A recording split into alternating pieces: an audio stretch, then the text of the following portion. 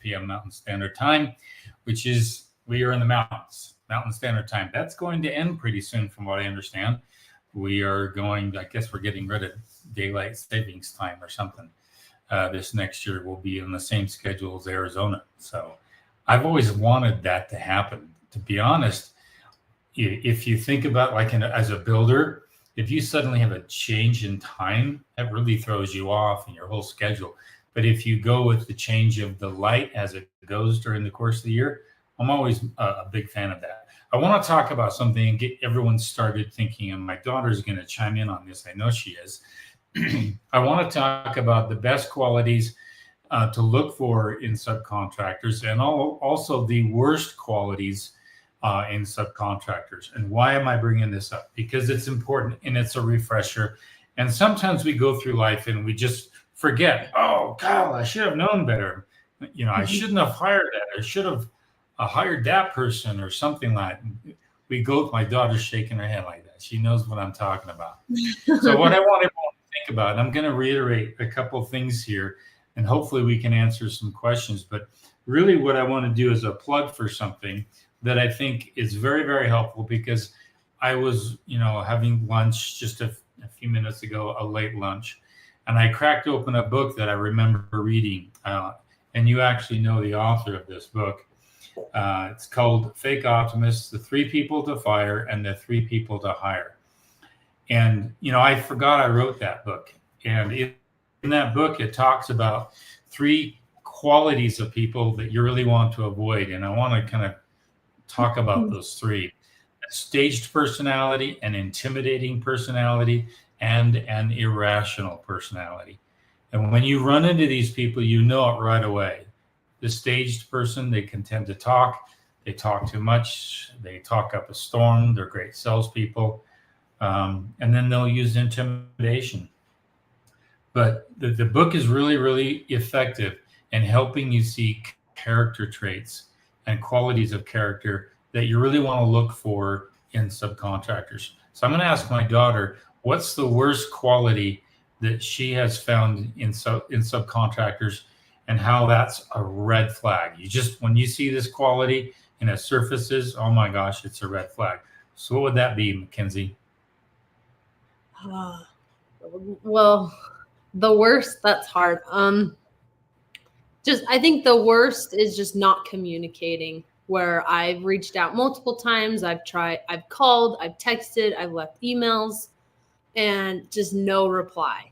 And not even like, hey, I'm on a project right now. I'll touch base with you when I'm done, like this afternoon. I'll touch base with you in the morning, not even a follow-up. That's the biggest red flag to me. And I'll always tell my dad this, because we've had a couple subs and I'm like, I can't do it anymore. I need constant communication. I need to be able to call them when I need to hurry and change something, or if something comes up and we got to hurry and rearrange the schedule because things happen.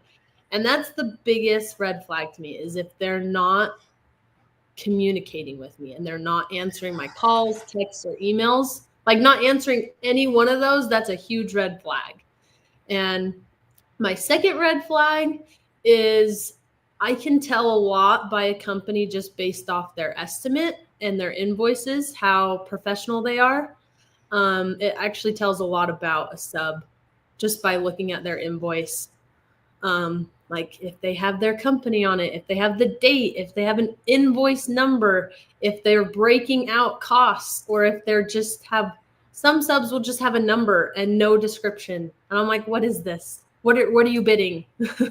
Like if I didn't know you, I wouldn't know what this is. So those are my 2 biggest red flags. Communication and actually the back end work on how they invoice and bid.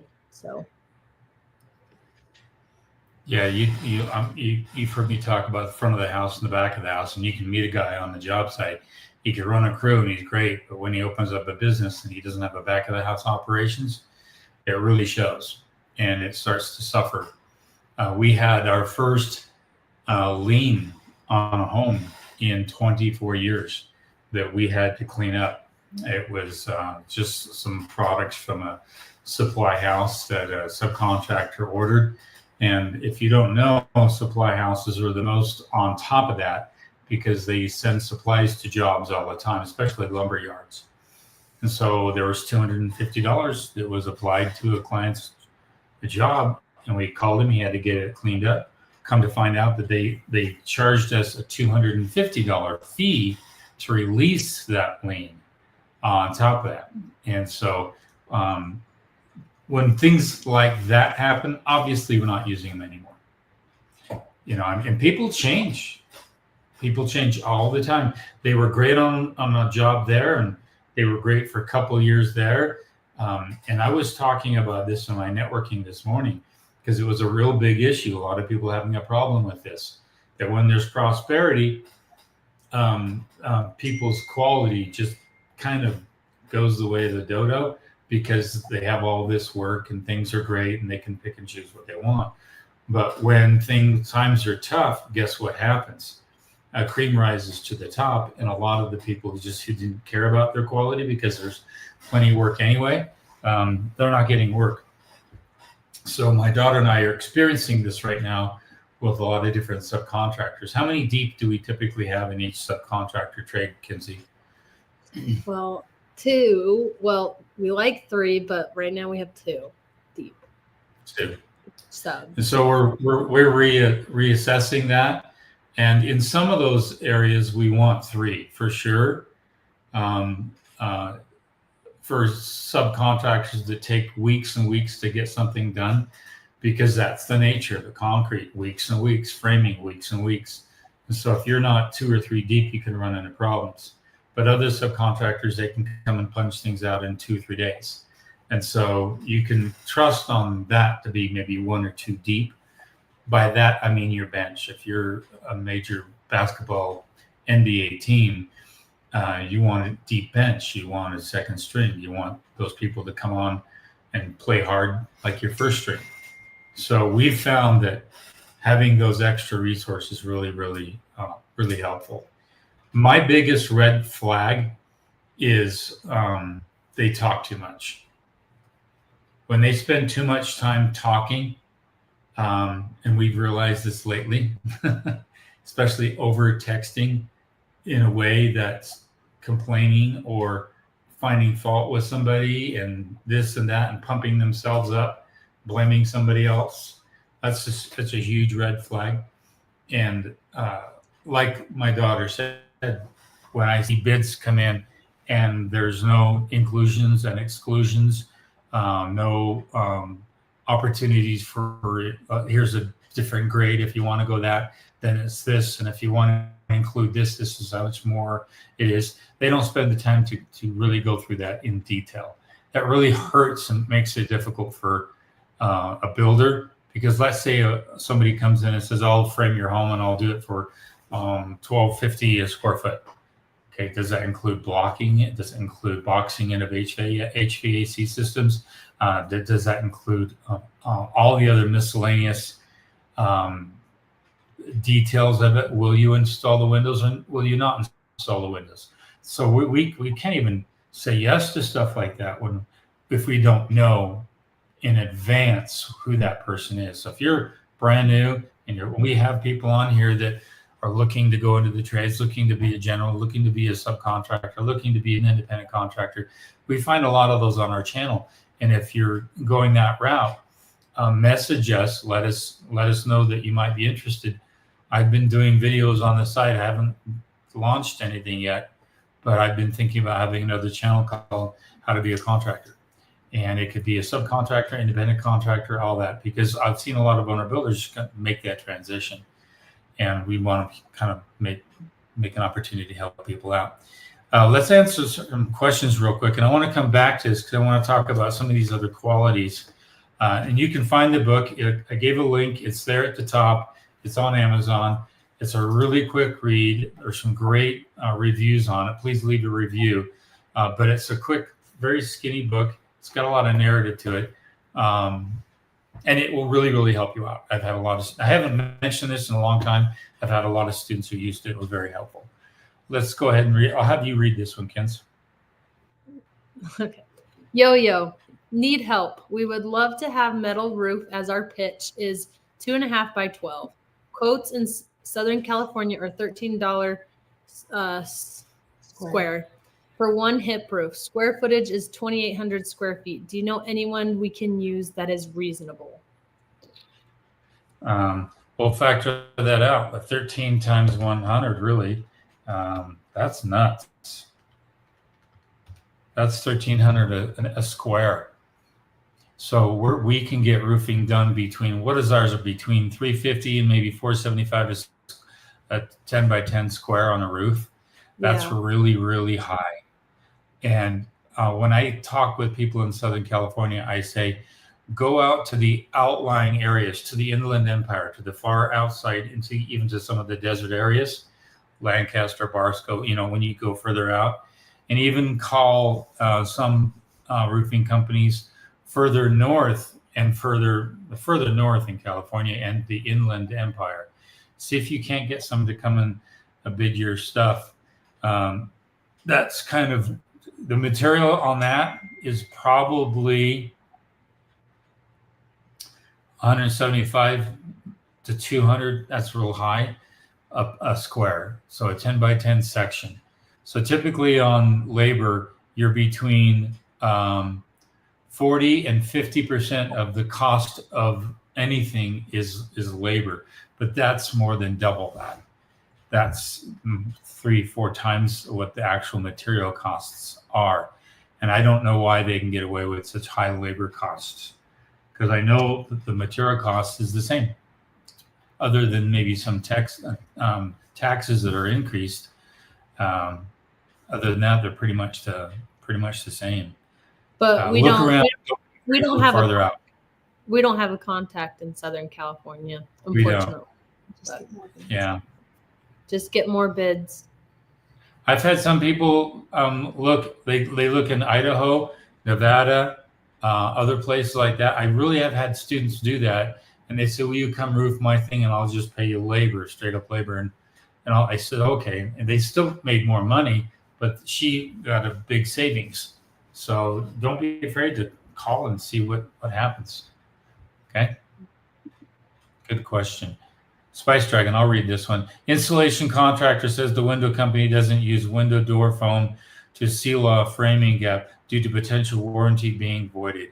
I've never heard of that. Thank you. They also don't offer blow-in mineral wool in the attic as a service, only inside the walls and crawl space. Thoughts? Yeah, you can use what's called the foam tube that you can get in a box store. What's that called? You know what I'm talking about, Kins? Yeah, like backer rod. It's called backer rod, and you can get it in 1/8 of an inch, 1/4 inch, 1/2 inch, and whatever. And it's usually gray, and it's in a tube, and it's circled like that. You can actually push that right inside that window, and then painters can come in and caulk that right after when you're all done, said and done. But I've never heard anyone say that that's going to void the warranty on windows. What kind of window are you getting? So every window I've ever installed, we've installed closed cell foam from the can to install those windows. And then as for the wool in the attic as a service, well, a lot of them blow in mineral wool. I don't know if there is a blow in mineral wool, to be honest with you. Because it's such a rigid product, it may not go through the blower like fiberglass would. So I might understand that. But I wouldn't recommend mineral wool in the attic per se. It's really hard to get in there, even if there are 30 thick bats. I just go with some nice net and blow product. The white stuff, fiberglass. And you can get that in up to 24 inches thick in your attic. So don't feel like you have to have mineral wool in your attic unless you want to go crazy and you want to insulate the deck, and that's a whole different story. But just regular insulation, blowing, use the regular stuff for that. Okay, good question. Okay, Kinsey, I'll let you do that one. Harry in Aspen, thank you for sharing your knowledge. Do you use Builders First Source and the digital tools resources they offer? I'm not familiar with that. No, we don't. I'll explain why. I've used them before. I've used Builder Trends. I've used a couple of others that I'm familiar with when I was helping other builders, and they charge anywhere from $600 to $1,200 a month. So we have a really good system in place. We document everything. We're pretty good at it. Those are some nice tools, but to be honest with you, it's not worth the money. I'd rather buy another track or another piece of equipment and get more money out of that, get a return on my investment, than to use any of those programs. And they call me. They call us all the time wanting us to use the program. If we suddenly scaled up to maybe 12, 15, 20 homes at a time, then it has an economy of scale where it's system up. It creates better systems for workflow, because when you change a schedule, it follows the gap procedure. So when you change the schedule on something, everybody else gets notified. The problem is that subcontractors don't want to use the platform. So they'll get notified, but they won't go into the system and change their schedule. So you're still having to call, you're still having to text, you're still having to do all that stuff to have that hands-on one-on-one feel with subcontractors. But it does help document change orders. It helps document a lot of those things. When you take a picture, it uploads it specific to an area in the build job. And so there's a lot of value to it. I just can't see spending that money for my business right now. So any thoughts, Kenzie, on that? Oh, that was good. Okay. I'll let you read that one. MG, I saw your driveway gravel video. Have you worked with the plastic grids they lay and fill with gravel to contain the gravel? Can you pour tar over the gravel to stabilize it or help contain it? We haven't done the plastic grids. Go ahead. Go ahead, Kenzie. No, you got it. You got it. Okay. There's some new polymers that are coming out that you mix with the gravel, and I've seen those. The plastic grids are put on there, and they use it for lawns too, where you can drive over the lawn, and so it helps stabilize the lawn, and it keeps the gravel from getting pushed out. And I haven't used some of those. I've seen them a lot. I do a lot of custom homes, patio homes that are all slab on grade, and they all have driveways and stuff like that. And I've some of my mountain builds are gravel. But I found that if I use a cinder product, which is a volcanic ash product in a way, it doesn't kick up dust, first of all. And if I put at least 2 to 3 inches on it, it doesn't puddle and create a mud bog. So my favorite product is kind of a cinder ash product from a volcanic rock, if you can get it. Next is a jagged granite. But I don't like anything rounded or pea gravel because it just sinks in the ground and you have to keep replacing it. It's not fun. As soon as you get a really big rainstorm, it's getting pushed into the ground, which is why those grids are there to keep all the gravel in place. But by the time you spend all the money for that, why not just put asphalt? But by the time you put asphalt, why not just brick paver the whole thing? I don't like concrete driveways, never have. They have a place. They're needed in some situations, but if I had my druthers and I put it on every home, I put brick pavers on everything because they're so easy to maintain. They're 7 times stronger than concrete. They take the porous nature of water and they allow it to percolate through the ground, and it's just beautiful. And if you ever have a single problem in a single area, it's easy to fix, and you don't have any cracks like you do in concrete. And if you do have one brick that's cracked, that's easy to take out, replace it, put a new one in there. It's the longest lasting driveway you could ever put in, as long as it's done right. If you've got some bad soils, you need to be. It looks so good, and it's classy. Yeah, it looks really good, and it's really hard to find installers in your area. Sometimes you have to go to a faraway area. And typically those are in higher end neighborhoods, but it doesn't have to be that way. look at the numbers. Please look at the numbers on that. They're not as costly if you really look at it closely than, say, asphalt. Asphalt, you're going to have to treat that in 6 years, 6 years' time. So, good question, though. Yo, how much should I expect to pay for 3,400 square feet for stucco and drywall? That's a good one. I'll let Mackenzie answer that one. She sees the square feet, depending on your area too. Your stucco around 30,000, and drywall. Yeah, drywall. I'd say stucco is around like between 25 and 30,000. But drywall, do you have like vaulted ceilings? How tall are your ceilings? It's yeah, there's lots of variables in that, but I can see that being around like 35,000, 40,000, a little bit more. Yeah, the stucco would be more than the drywall. Oh, the stucco? Right. Yes. Yeah, yes, the stucco. Sorry, I had those backwards. The drywall would be like between 28 and like 25, 30, and then your stucco would be, yeah. Correct. A little more. Correct. Yeah. Something like that. Get more bids though. Okay, Peyton, adding on to McKinsey, how do you handle a contract that does great work but texts bids, no exclusions, etc.? Wow. So that's just like, okay.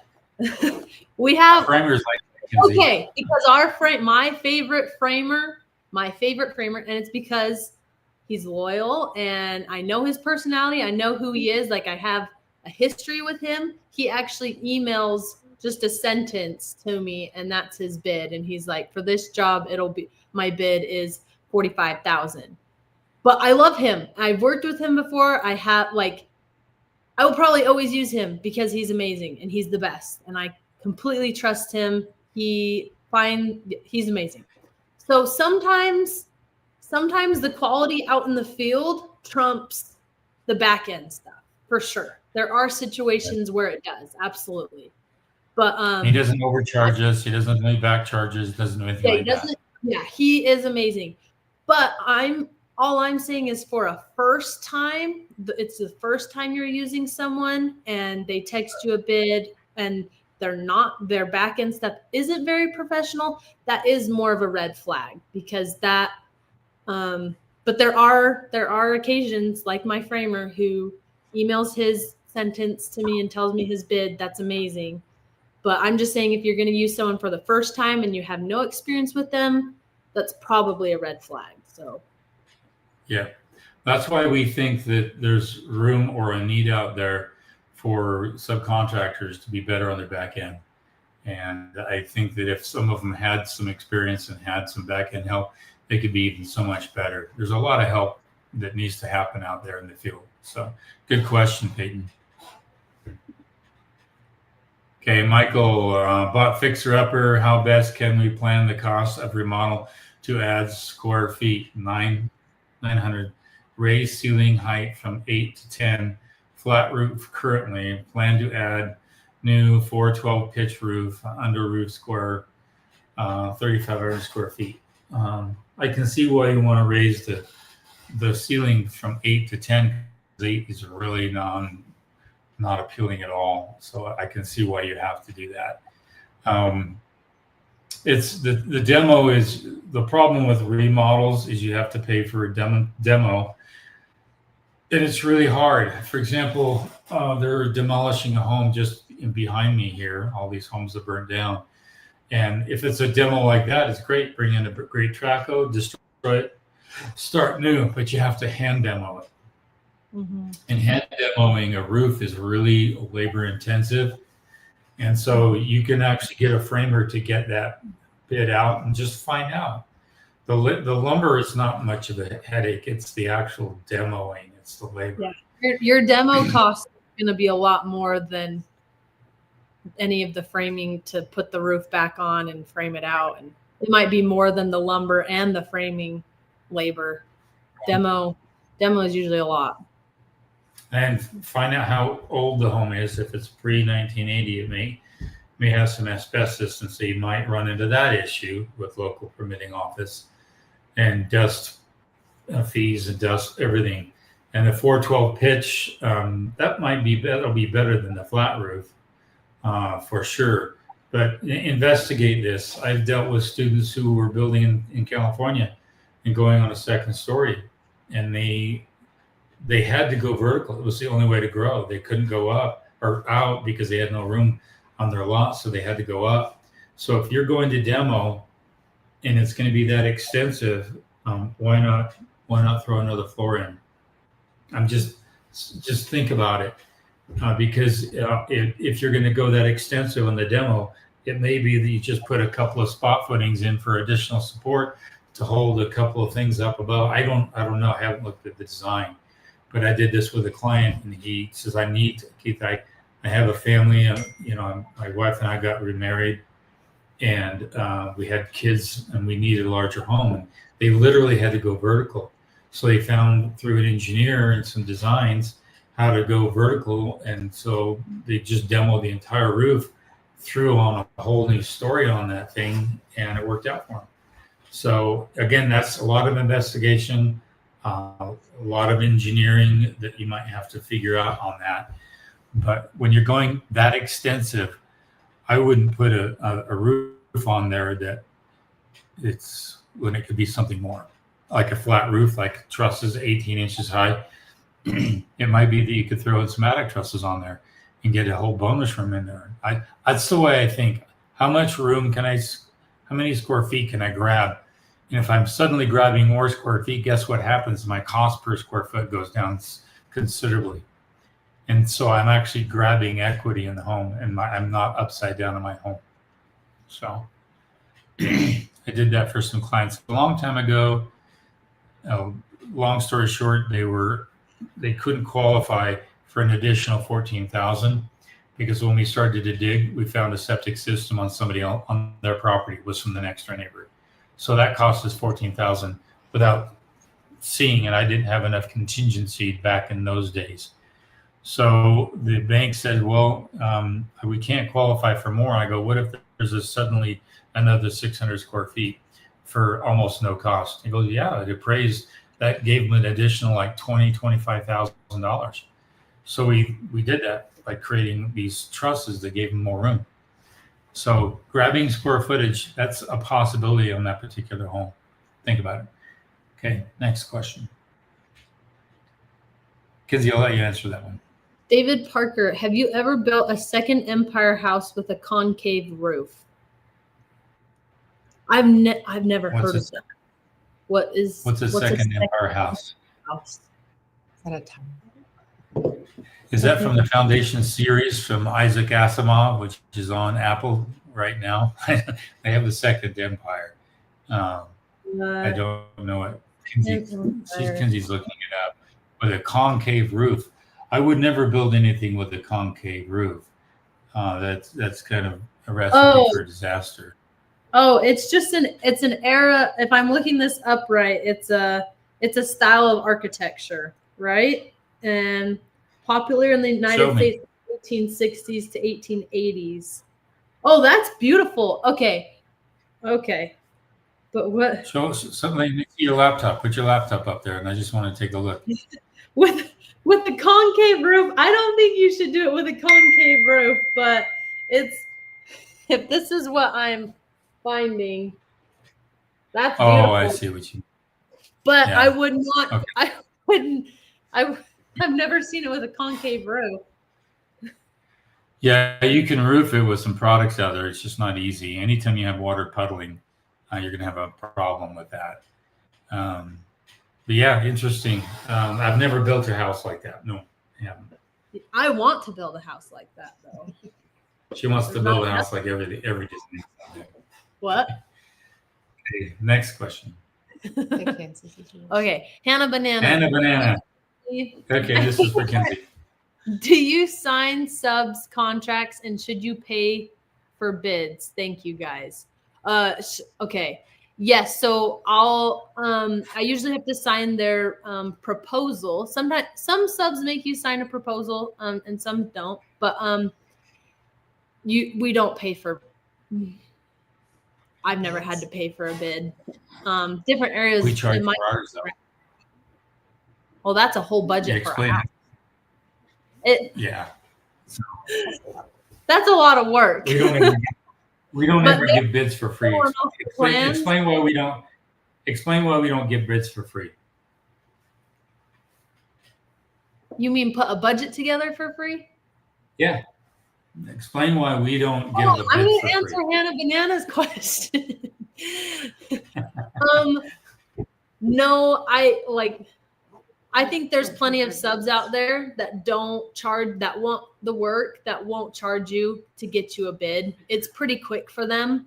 But as a builder, it takes us, so we have connections with, say, 30 plus subs that it takes to build a home, and to go through the work and to know what actually is required in your home and the permitting, and to get a budget for the whole scope of the home. We do charge a fee if someone wants to potentially build with us, and we have to put that together. We do charge a retainer to start that work, because we have to get a soils test. We have to know what the soil is like. And then we sometimes take them through the whole design process and engineering, and then we send it out to bid. So our process, it's like between 2 and 4 months, depending on how picky people are. And that's a lot of work to just do it for free. But our subs, they go off the plans, they measure real quick, they have their formulas that they use, and it's really quick for them. So I don't think, no, you shouldn't pay for bids.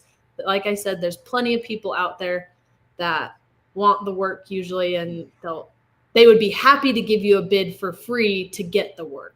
So that's 2 cents. It's part of their job. And that's part of our job too. We include it in as part of the builder fee, but we charge an initial retainer up front, and then it's part of the whole fee. If they don't move forward with the budget after it's all done, then it's non-refundable. That's just, I think a lot of builders are moving in that direction, because I'm not a tire kicker. You either want me or you don't. And if you want me, good. Here's a retainer request, and we'll go at it. Good question, though. Next question. Michael, I'll read this one. Just bought 2 square of Permalog for our shed, and it came out to about $740 a square with drip edge caps, etc. This is not installed. No underlayment. $36,000 sounds reasonable for a metal roof installed. Yeah, that's probably because it was a retail situation, and you're in San Diego, and I can see that. As a builder, you can probably get a little cheaper if you get it in a wholesale situation. Probably get it closer to 600, even lower than that a square.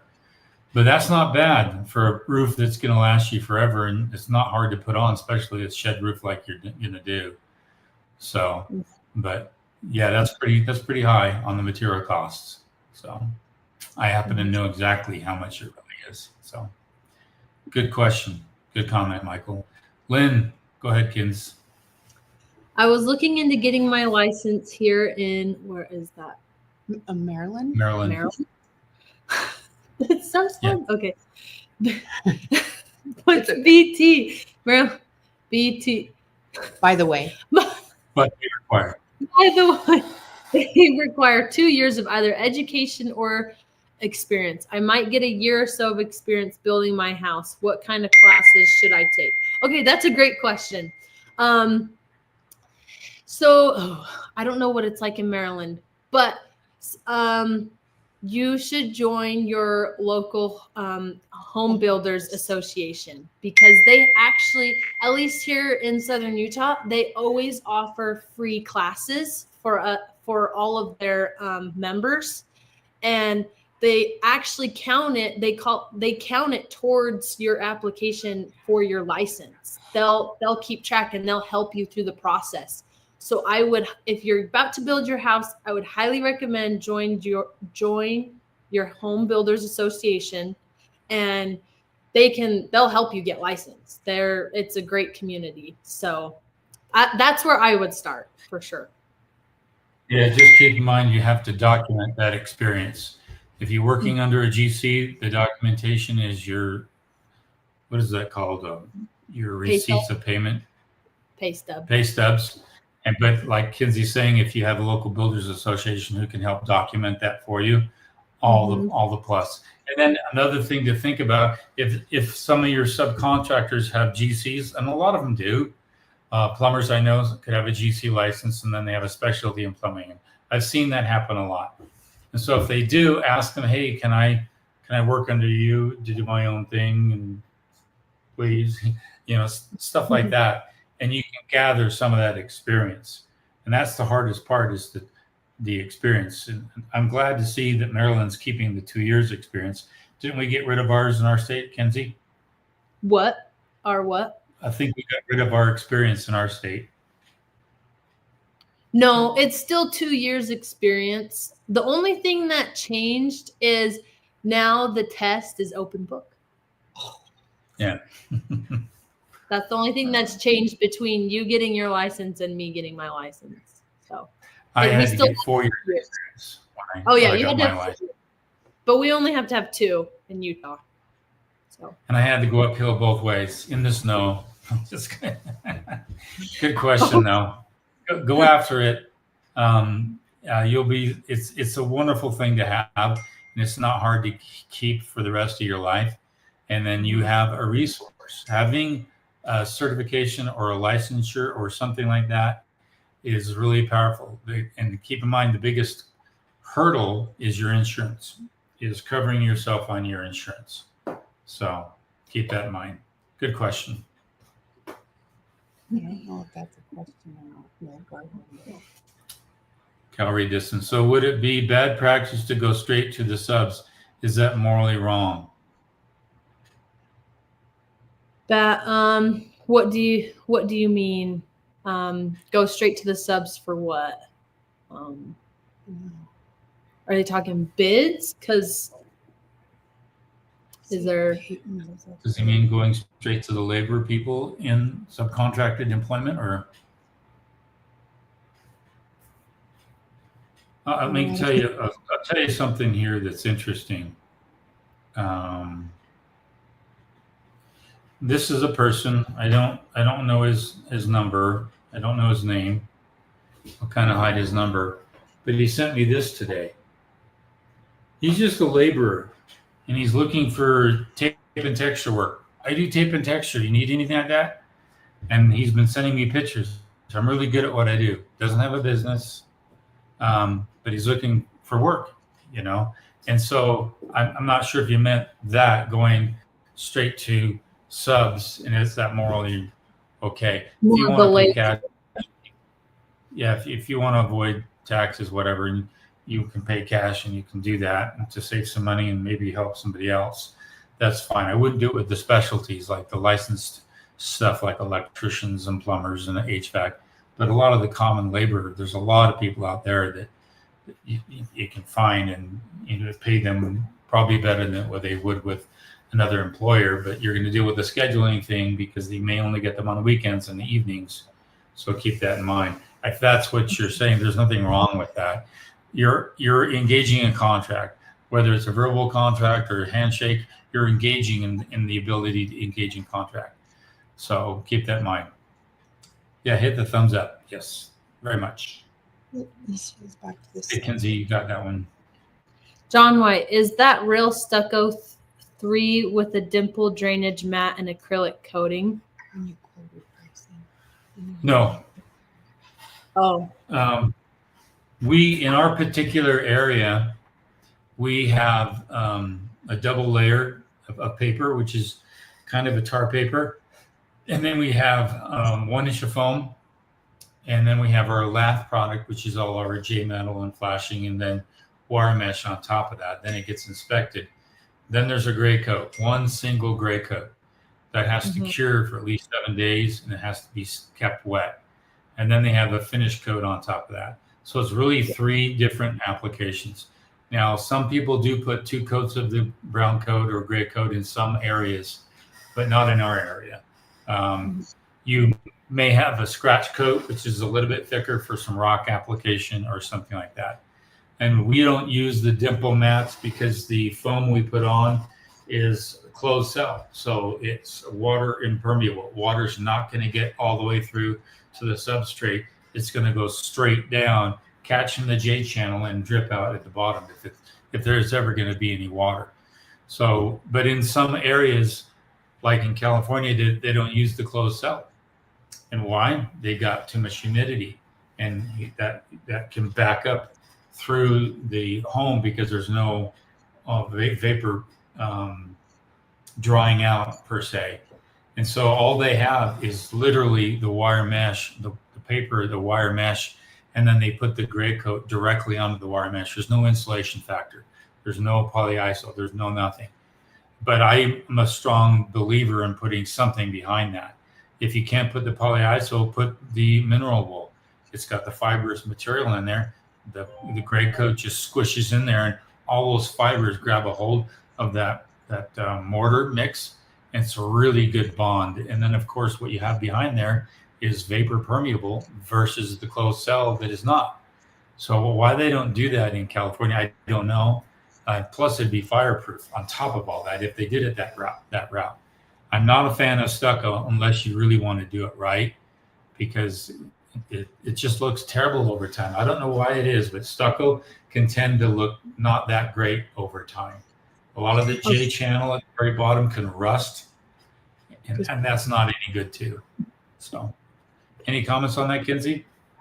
Nope. We got lots of questions, so let's keep. We're gonna move to the next one. Matt Brunell. I'm having trouble with easements for electrical to my property. Neighbors explicitly said we'll never sign an easement. Is getting the utilities involved and going to legal route my option? Rogers Kai. Oh wow, rude, tough neighbors. Let me answer this the best way I can. If you bought your parcel inside the subdivision, okay, that subdivision will typically have an easement notification written in the subdivision. It may not be recorded against their parcel, but it could be in the subdivision plat if there is a subdivision plat. If there's not a subdivision plat, then, and you have, if you have an actual driveway easement, then you should be able to get your power through the driveway, because you're saying here electrical. Find out a way to get electrical through that driveway. Some people are obnoxious, and it's just the way things are. They don't want something underground. I once had a guy, and he says, I don't want to do this. I'll tell you what, I'll pay $500. Here's the easement that he signed. He signed it. I gave him $500, and now my client's had an easement through his property. So sometimes it's easy, sometimes it's a headache.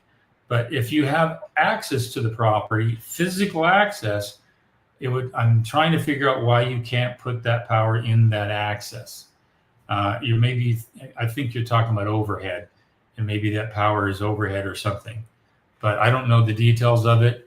But you can ask around the power company and ask them, hey, what do you suggest I do? And to me, there's always a workaround. Just find a workaround. I wish I knew more, but I don't. John White, go ahead, Kinsey.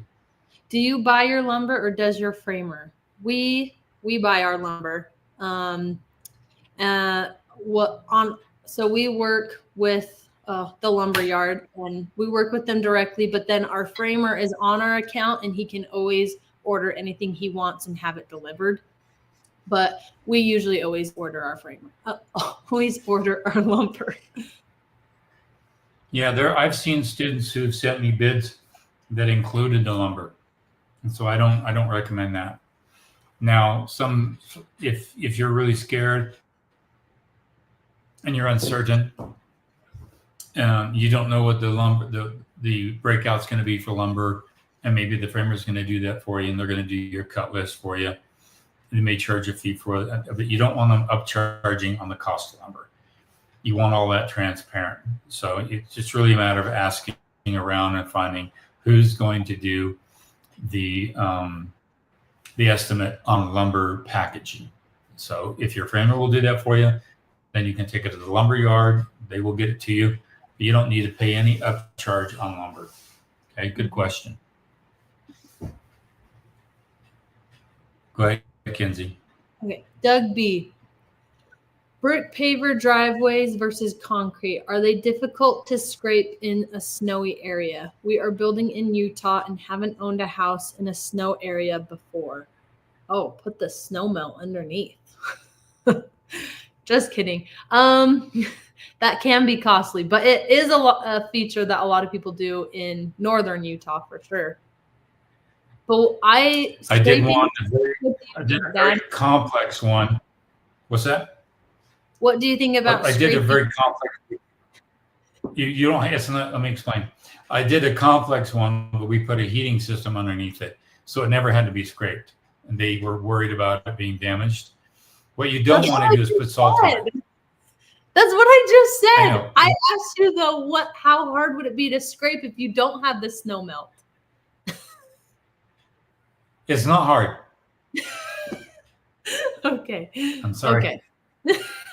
No, what you don't want to do is put salt on it, because that will destroy the brick pavers. If they're installed right and they're pretty flat, just like concrete is, then it shouldn't have a problem at all. Yeah. Good question, though. Good question. Go ahead, Kenzie. Okay, sorry. JDS. Hi, thank you for your great info. I listen to you every Thursday when I'm delivering packages. I'm a UPS driver. Awesome. I've been lucky to do one new construction and finishing off my third ADU garage with your help. Awesome. I just want to do great job. A shout out for him. Yeah, great job. Awesome. That's awesome. Thank you. Drive safe. Hey, Jay June, thoughts on particle board cabinets with melamine surface like IKEA? I'll let Kenzie make that comment. No, you can don't comment. it's not our favorite. It's not our favorite, but sometimes like you just don't have a big enough budget and you got to do what you got to do. And that's okay. Okay. But it's not our favorite, but yeah. It depends on the fascia, because that's just a box. And if the fascia is made of the same stuff, it's going to come apart. But typically you'll have a box, which could be particle board and melamine on the inside. And then they put a trim, which is a 3/4 trim on the outside. And then they put the doors on top of that. That trim is all solid wood. If it's not solid wood and it is particle board, or they are fastening the hardware to particle board, that's your problem. You don't want hardware trying to be fastened to particle board because it's not going to hold. You want all that separate. You want all the rigid wood for all the fastening of hardwood on the outside, that 3/4 inch trim, and the doors, all those attached to each other. So that's the trick. That's the real deciding factor, is how far they go with the particle board. And if it's just the box only, that's not a problem. Mm-hmm. Okay, Jejin, is the cost savings of 26 GA metal roof worth it? Galvanized? Is that galvanized metal roof worth it? 26 gauge, 26 gauge metal roof worth it. It depends on where you are. If it's aluminum and you're on the coast, great. If you're on the coast and it's galvanized, that galvanized is not going to last very long. Galvanized metal is not guaranteed not to rust. It's going to last a little longer. And so it depends on where you are with your on the coast. Anyone on the coast that's not putting in a metal that is non-corrosive like aluminum, they're just going to be replacing that roof really, really, really fast. But if you're in a dry climate like Arizona or even the south part of Utah where we are, that's a very arid climate. It's not going to have a lot of corrosion. So it's really your climate. It really is going to dictate a lot for you. Good question. My son wants to be a framer. What's the best way to learn? Do you recommend the union? We don't have unions where we are. There are unions in Vegas, and there are unions in other places of the country. I would recommend working with a home builders association and find And all sorts of subs go to their home builders associations. Go to the events. it is a great place to meet people, to ask questions, and people are always looking for laborers. So it's a great place to be like, hey, this is the route I want to go. Like, are you hiring? I would definitely recommend the home builder associations. Like ours, we have luncheons once a month. They do social events and service projects. So I would highly recommend going to your association and just networking. So Network. Our family knows a lot about that. John White, when in building process, do you put your finished flagstone on a front door porch? Finished flagstone on a front. I wouldn't put flagstone on a porch at all. On the wall, yeah, but I wouldn't put it because it's uneven. It's not easy to walk on. Depending upon the weather you're in, that's going to be very hard to shovel snow if you're in that kind of an area.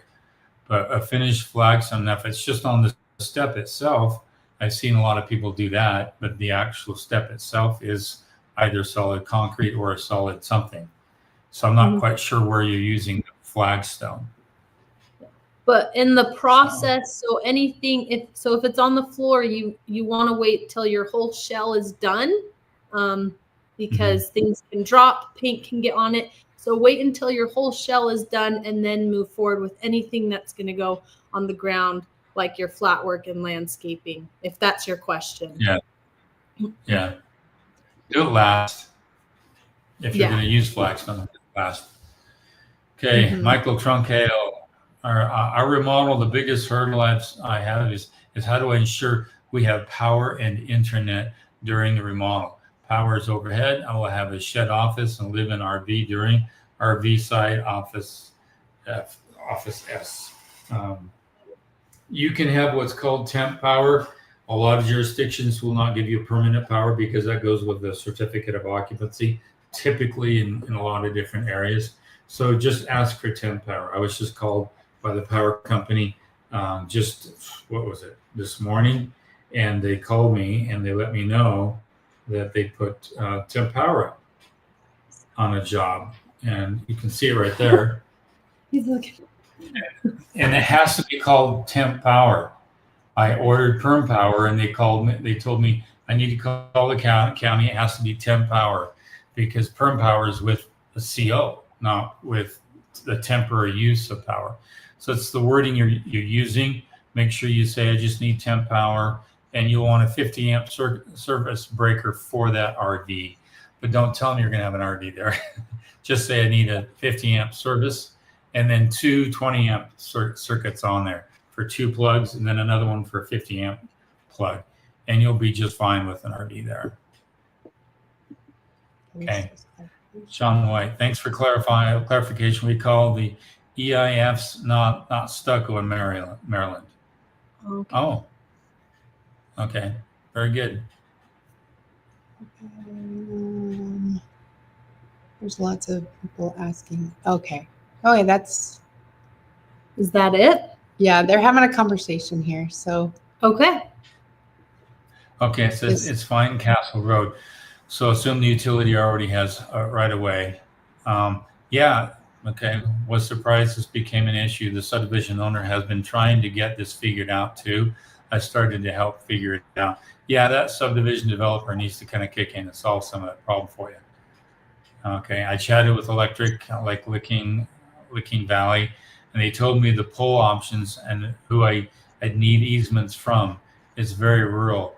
I really, that's weird.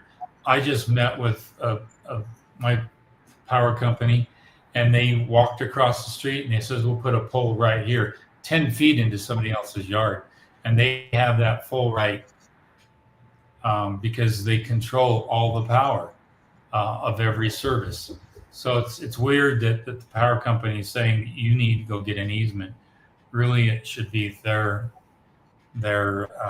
situation. Put more pressure on the developer who did that subdivision. I put as much pressure as I can back on them, and it should really help you out.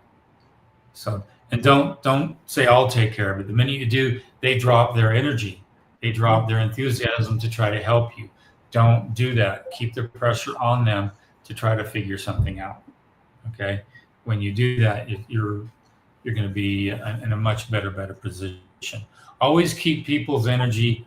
It's like a carrot and a stick. Always keep their energy toward you. Keep it focused on what you want as much out of them as possible. Like I just left a job. My geotech wasn't going to come back up to do a compaction test. The guys were roaming around, didn't know what to do. I go, guys, I want you to bury that water line. I want you to reroute this drainage field, and I want it all buried today. Get it all compacted. And by the way, use that sand over there and blah, blah. I keep them active. It's the same thing with this developer. Keep that developer actively engaged in trying to solve a problem that really was his responsibility. Okay. All right. Any other questions we have? That's it. Well, good. We'll just end 5 minutes early and we'll have a nice evening of it. We'll be here again next week from 5 to 6 p.m. Mountain Standard Time. Really excited about it. And go to the link on Amazon. I really do believe this book will help you out, helps you understand personality traits and their character traits and how to identify them. You need all the help you can get as an owner builder to read people, read estimates, and make decisions based upon the personality you met and those estimates that come in there. And that book will really help you out a lot. Till then, next time, like, subscribe, and we'll see you guys here next Thursday from 5 to 6 p.m. See you then.